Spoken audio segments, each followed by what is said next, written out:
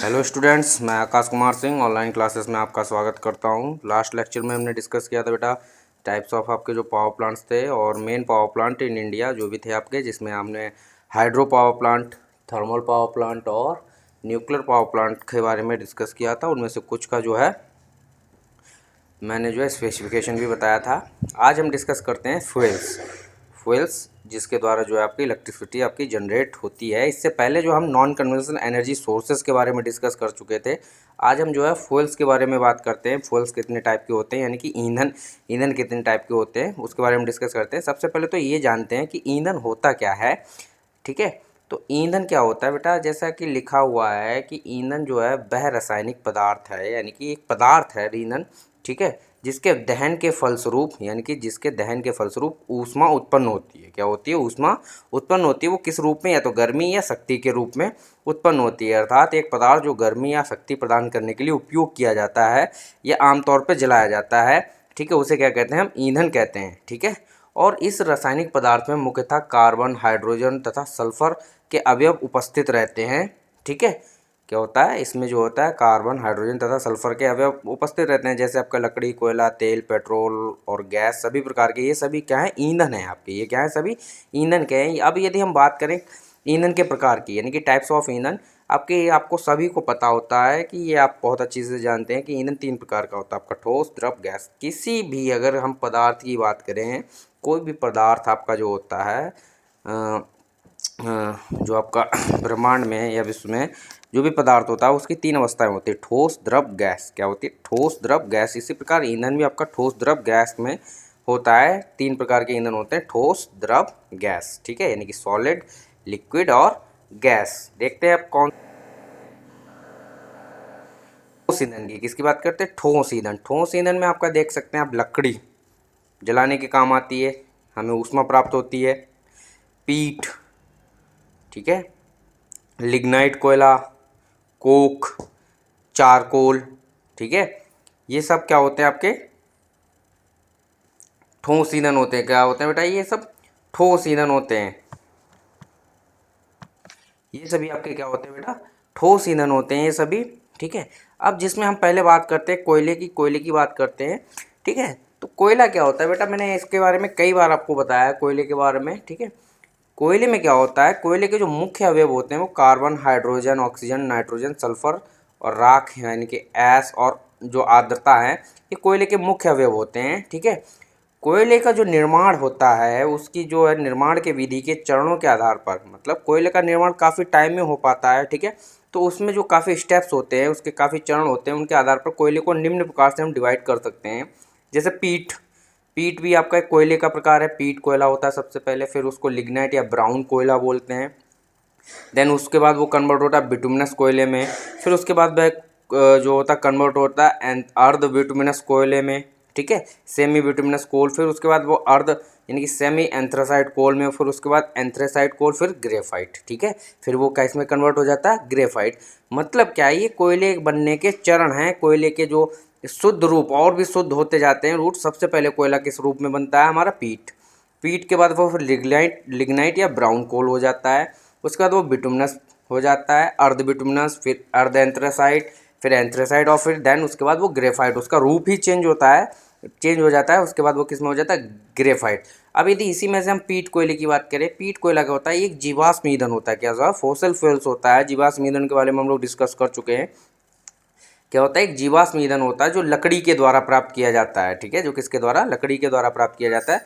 इसमें अगर हम नमी या आर्द्रता की बात करें, ठीक है, भरपूर मात्रा में पाई जाती है। ठीक है, तथा इसे हम डायरेक्टली रूप से इस्तेमाल करने के लिए, अगर हम इसको जैसे पीट कोयला उसको डायरेक्टली रूप से इस्तेमाल करेंगे तो उसके लिए हमें क्या है? उसको कुछ समय तक सुखाना पड़ता है। ठीक है, किसमें? कुछ समय तक सुखाना पड़ता है। और यह कोयला जो है मुख्यतः आपका यूरोप और रूस के क्षेत्रों में इस्तेमाल किया जाता है। यूरोप और रूस के क्षेत्र में इस्तेमाल किया जाता है बिकॉज क्योंकि ये जो है आपके दोनों ठंडे प्रदेश हैं। ठीक है, यूरोप भी और रूस भी आपके क्या है?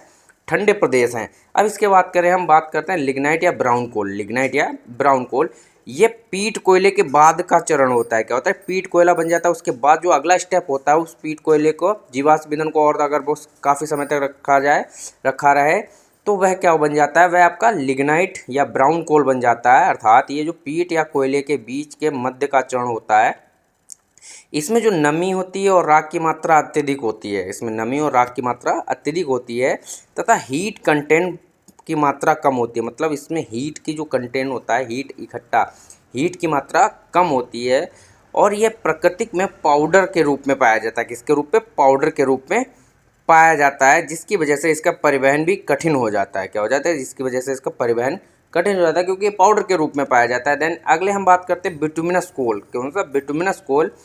अब यदि हम बिटुमिनस कोल की बात करें तो ये वोलेटाइल मटेरियल की मात्रा अधिक होती है। क्या होते हैं? Volatile material. वोलेटाइल मटेरियल होता है, ठीक है, जिसका मतलब क्या होता है, जो पीट जो आपका बिटुमिनस कोल होता है वोलेटाइल मटेरियल, इसमें मात्रा अधिक होती है। वोलेटाइल का जो गुण होता है, क्वालिटी क्या होती है कि जलने के बाद जो होता है धुआं पीला तथा फ्लेम उत्पन्न करता है, धुएं की जो है, ठीक है। मतलब वोलेटाइल की मात्रा अधिक होती है इसमें। जब ये कोयला जलाया जाता है, ठीक है, तो इसमें पीला तथा धुआं सहित फ्लेम उत्पन्न होती है जी। इस प्रकार का ये कोयला होता है, ठीक है। और इसमें जो है ऊष्मा अच्छी प्रकार से जनरेट होती है, ठीक है, जिसका जो लगभग, अगर हम इसके ऊष्मीय मान की बात करें तो लगभग 350 किलो जूल पर केजी में उत्पन्न होती है इसकी ऊष्मा, ठीक है। और ये जो आपका बिटुमिनस कोल आता है दो प्रकार का होता है। पहला कोकिंग कोल होता है और नॉन कोकिंग कोल होता है। क्या होता है? कोकिंग कोल और नॉन कोकिंग कोल। उसके बाद हम बात करें अगर सेमी बिटुमिनस कोल की, ठीक है, तो वो क्या होता है, यह दहन के फलस्वरूप, यानी कि जब इसको हम जलाते हैं, कम धुआं उत्पन्न करता है। जैसे जैसे कोयले का चरण बढ़ता जाएगा, उसका शुद्ध रूप होता जाएगा, तो वो धुआं कम उत्पन्न कर देगा, और जबकि उसमें कार्बन की मात्रा काफ़ी अधिक तक बढ़ जाती है, ठीक है। तो जो अर्ध बिटुमिनस कोल होता है वो कम धुआं उत्पन्न करता है, ठीक है, और उसमें जो कार्बन की मात्रा काफ़ी अधिक हो जाती है। और इसके बाद यदि हम बात करें एंथ्रेसाइट कोल की, तो ये कोयले का कठोर रूप होता है। क्या होता है? ये कोयले का कठोर रूप होता है तथा चमकदार होता है, और इसका ऊष्मीय मान काफ़ी अधिक होता है। इसका ऊष्मीय मान काफ़ी अधिक होता है और ये धीरे धीरे जलता है, लेकिन एक बार जलने के बाद यह उच्च तापमान बनाए रखता है। इसकी क्या क्वालिटी होती है कि धीरे धीरे तो जलता है, लेकिन एक बार जब ये जल जाता है तो काफ़ी हाई टेम्परेचर यानी कि उच्च तापमान बनाए रखता है, और इसमें जो है जो कार्बन का प्रतिशत होता है वो अत्यधिक होता है, जिसकी वजह से ये नीले रंग की फ्लेम के साथ जलता है, नीले रंग की फ्लेम के साथ जलता है। इसके अलावा अगर हम बात करें, जैसे हमारा चारकोल हुआ, क्या हुआ, मानव, ये जो कोयले हैं मानव निर्मित हैं, जबकि हम अभी जो बात की है, हमने पीट कोयले, लिग्नाइट कोयला, बिटुमिनस और एंथ्रासाइट, ये कोयले जो है प्रकृति के द्वारा बने रहते हैं, यानी कि जो जीवाश्म है, ईंधन है, आपको इनको जीवाश्म ईंधन बनाया जाता है। ये खानों में दबे रहते हैं और इनका जो चरणबद्ध तरीके से इनका रूप परिवर्तित हो जाता है। जबकि ये आपका जो चारकोल हो गया और कोक हो गया, ये जो कोयले हैं, ये कोयले जो होते हैं आपके, ये मानव द्वारा निर्मित होते हैं। यदि हम चारकोल की बात करें, चारकोल को जो है लकड़ी को वायु की अनुपस्थिति में गर्म करने पर प्राप्त होता है। मतलब अगर हम लकड़ी को वायु की अनुपस्थिति में गर्म करें तो हमें चारकोल प्राप्त होता है। क्या होता है? चारकोल प्राप्त होता है। इसी प्रकार से कोक, कोक का जो है, कोक आपका, इसका मुख्यतः उपयोग जो है ईंधन के रूप में किया जाता है, ठीक है, क्योंकि इसका ऊष्मीयमान अधिक होता है। कोक की अगर हम बात करें तो इसका मुख्यतः उपयोग ईंधन के रूप में किया जाता है, क्योंकि इसमें जो ऊष्मीयमान कम होता है तथा इसमें जो कार्बन की मात्रा प्रचुर मात्रा में उपलब्ध होती है। अगर हम बात करें कोक बनाने की प्रक्रिया को, जैसे अभी मैंने बताया बिटुमिनस टाइप का होता है। बिटुमिनस में ही आपका एक नॉन कोकिंग और एक कोकिंग वाला होता है। यदि बिटुमिनस कोयले को शुष्क आसवन, क्या है, शुष्क आसवन विधि द्वारा इसको प्राप्त किया जाता है। बिटुमिनस कोयले का अगर शुष्क आसवन विधि करें तो हमें ये है कि ये वाला कोला जो कोक टाइप का कोल होता है वो प्राप्त हो जाता है। नेक्स्ट हम ईंधन देखते हैं बेटा। हमारा जो ईंधन है तरल ईंधन, जिसे हम बोलते हैं द्रव ईंधन, ठीक है। द्रव ईंधन आपके कितने प्रकार के होते हैं? पेट्रोल है, बेंजीन है, मिट्टी का तेल है, डीजल है, हल्का ईंधन तेल है, भारी ईंधन तेल है। ये सभी जो आते हैं आपके द्रव ईंधन के अंतर्गत आते हैं, जिसमें और भी बहुत सारे हैं। जैसे पेट्रोलियम की बात करें तो पेट्रोलियम में गैसोलीन हो गया, केरोसिन है, मैं बता जाऊँ, फ्यूल ऑयल है, एल्कोहल है, बेंजोल है, सेल ऑयल, ये सभी क्या है आपके द्रवीय ईंधन है। ये क्या है? सभी आपके द्रवीय ईंधन है, ठीक है। अब यदि हम द्रवीय ईंधन की बात करें तो इनकी जो क्वालिटी होती है, इनके जो एडवांटेज होते हैं वो क्या होते हैं? निम्नलिखित होते हैं। भंडारण के लिए कम स्थान की आवश्यकता होती है, सबसे पहला जो आपका इसका एडवांटेज है वो यही है। दूसरा क्या है, इसका ऊष्मीयमान अधिक होता है द्रवीय ईंधन की बात करें। तीसरा क्या है, दहन से उत्पन्न समस्याओं में कमी आती है, ठीक है। उसके बाद परिवहन तथा हस्तांतरण में कमी आती है इसकी, ट्रांसपोर्टेशन और इसके जो उसमें कमी आती है। उसके बाद राख की समस्या उत्पन्न होती है, क्यों? क्योंकि ये इसमें द्रव ईंधन है तो इसमें किसी प्रकार की राख का कोई झंझट ही नहीं है। उसके बाद वातावरण इसमें स्वच्छ रहता है, लगभग इसमें वातावरण स्वच्छ रहता है, ठीक है। अब हम बात करें कुछ आपके जो ईंधन हैं उनके बारे में हम बात करें तो जैसे हम इनकी अवयवों की बात करते हैं कि इसमें क्या क्या पाया जाता है। जैसे अगर हम पेट्रोल की बात करें तो बेटा पेट्रोल में जो आपको मैंने बताया था कि ईंधनों में लगभग कार्बन, हाइड्रोजन और सल्फर आना ही आना है।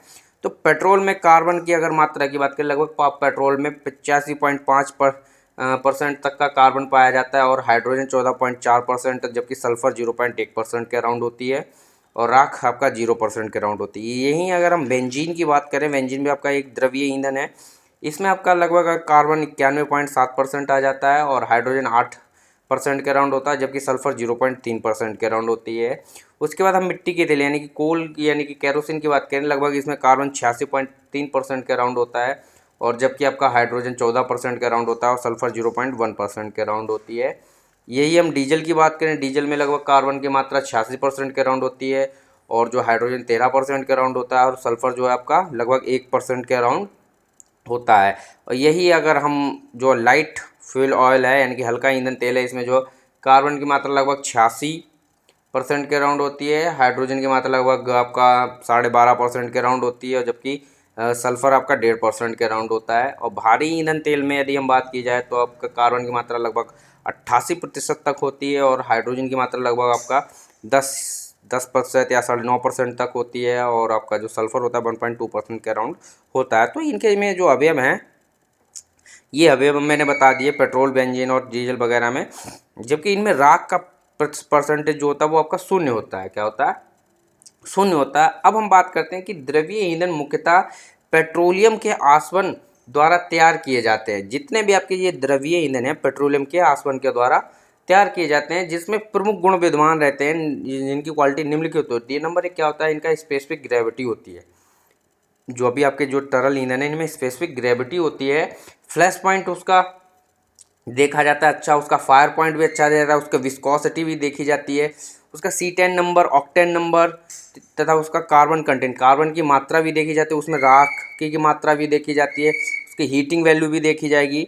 ये सारी चीज़ें उसमें देखी जाती हैं। तो ये आपका जो है तरल ईंधन ये इतने प्रकार से पाया जाता है और इनका प्रयोग हम जो है दहन के लिए करते हैं, ठीक है। इसके बाद हम देखते हैं बेटा गैस ईंधन। जो आपका गैस ईंधन में मैंने आपको बताया क्या है, प्राकृतिक गैस है, कोल गैस है, प्रोड्यूसर गैस है, ठीक है, कोक का ओवन गैस है, ब्लास्ट फर्नेस गैस है, सीवर गैस है इत्यादि। ये सारे क्या होते हैं, गैस ईंधन है, इनको हम गैस ईंधन बोलते हैं, ठीक है। अब हम एक एक करके इनके बारे में डिस्कस करते हैं। जैसे यदि हम बात करें प्राकृतिक गैस क्या होती है कि इसमें जो है प्रमुख अवयव होते हैं प्राकृतिक गैस के। अगर अवयवों की बात करें, प्राकृतिक जो हम जिसे बोलते हैं नेचुरल गैस, क्या बोलते हैं, नेचुरल गैस, ठीक है। नेचुरल गैस आपकी LPG हो गई, ठीक है, और CNG वगैरह ये सब आपकी नेचुरल गैसेस में ही आती हैं। अगर इसमें हम बात करें, इनमें जो है मीथेन की जो मीथेन होता है और इसके साथ ईथेन, मीथेन मतलब CH4, ईथेन आपका C2H4 हो गया। और साथ ही साथ इसका ऊष्मीयमान लगभग जो होता है 2100 किलोग्राम पर मीटर क्यूब होता है, पर मीटर क्यूब होता है। उसी के बाद अगर हम कोल गैस की बात करें, कोल गैस में लगभग आपका हाइड्रोजन, कार्बन मोनोऑक्साइड और हाइड्रोकार्बन के प्रमुख अवयव पाए जाते हैं, ठीक है। और इसको बनाने की प्रक्रिया क्या है कि इसको जो हम कार्बनीकरण विधि के द्वारा बनाते हैं। किसके द्वारा? कार्बनीकरण विधि के द्वारा इसको हम बनाते हैं। उसके बाद हम कोक ओवन गैस की बात करें तो कोक ओवन गैस क्या होता है कि इसका जो निर्माण होता है कि बिटुमिनस कोयले के भंजक आसवन विधि के दौरान किया जाता है। कोक ओवन गैस को किस प्रकार से बनाते हैं? जो हमारा बिटुमिनस कोयला होता है उसका जो भंजक आसवन विधि के द्वारा कोक ओवन गैस को बनाया जाता है, जनरेट किया जाता है, ठीक है। इसका मुख्यतः उपयोग जो होता है ओवन को गर्म करने में किया जाता है, ठीक है। इसलिए इसको हम कोक ओवन, कोक मतलब कोयला हो गया, ओवन मतलब गर्म करने के लिए, इसलिए उसका नाम डाल लिया है कोक ओवन गैस। मुख्यतः उपयोग को ओवन को गर्म करने के लिए किया जाता है। गैस इंजन में इस्तेमाल करने से पूर्व इसका छननीकरण आवश्यक है। इसको क्लेरिफिकेशन यानी प्योरिफिकेशन इसको करते हैं। उसके बाद हम देखते हैं ब्लास्ट फर्नेस गैस। कौन सी? Blast furnace gas. तो आपका जो ब्लास्ट फर्नेस गैस है, इसका उत्पादन अगर हम बात देखा जाए, इसका उत्पादन जो पिग आयरन के निर्माण में, जैसे ब्लास्ट फर्नेस का कब उत्पादन होता है, कब गैस ये बनाई जाती है, जो हमारा पिग आयरन होता है, पिग आयरन का जब मैन्युफैक्चरिंग प्रोसेस होता है, ठीक है, तो पिग आयरन का जब मैन्युफैक्चरिंग प्रोसेस होता है तो उसके निर्माण के समय ये उसका जो होता है बाई प्रोडक्ट के रूप में गैस, जो आपका उत्पादक गैस यानी कि प्रोड्यूसर गैस होती है, तब उसका निर्माण होता है।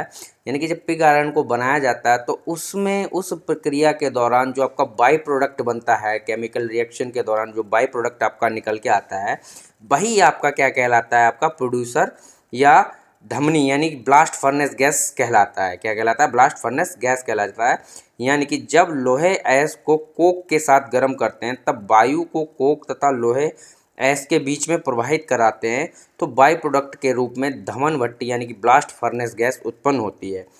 यह गैस कौन सी होती है? जैसे CO हो सकती है, CO2 होती है, N2 होती है, H2O, CH4 होती है। ये गैस में, जो ब्लास्ट फर्नेस गैस में, ये अवयव मुख्यतः उपस्थित होते हैं।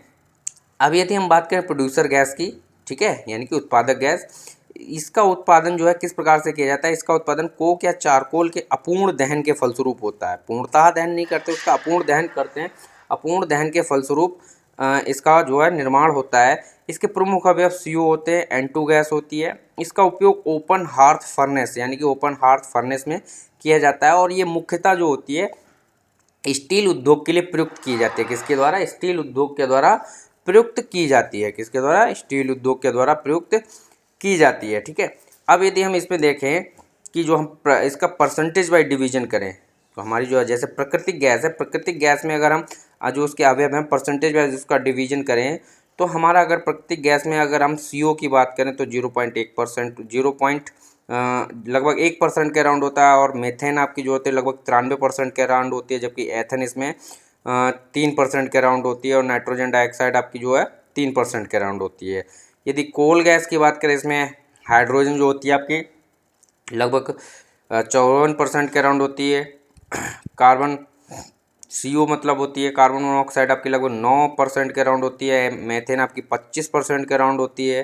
ठीक है, और C4H8 जो आपका 0.3% के अराउंड होता है। ठीक है, इसी प्रकार ब्लास्ट फर्नेस में आपका हाइड्रोजन लगभग 2% होती है, कार्बन मोनोऑक्साइड आपकी लगभग 27% होती है, कार्बन डाइऑक्साइड लगभग आपकी 11% के अराउंड होती है। इसके अलावा हमारे जो ईंधन है, हमारे ईंधन क्या है? वाटर एनर्जी है, मतलब जो आपकी वाटर में जो एनर्जी है उसका भी ईंधन के रूप में प्रयोग कर लेते हैं। न्यूक्लियर जो आपका ईंधन है उसका भी प्रयोग किया जाता है। तो यह जो आज हमने जो डिस्कस किया, प्रमुख ईंधनों के बारे में डिस्कस किया, जिसमें आपका ठोस, द्रव, गैस, ये जो ईंधन है आपके, उनके बारे में मैंने आपको बताया। हम लोग इसके आगे का टॉपिक डिस्कस करेंगे। तब तक के लिए आप लोग जो है अपने मोबाइल में आरोग्य शोध ऐप और आयुष कवच ऐप को डाउनलोड करें। घर पे रहें, सुरक्षित रहें।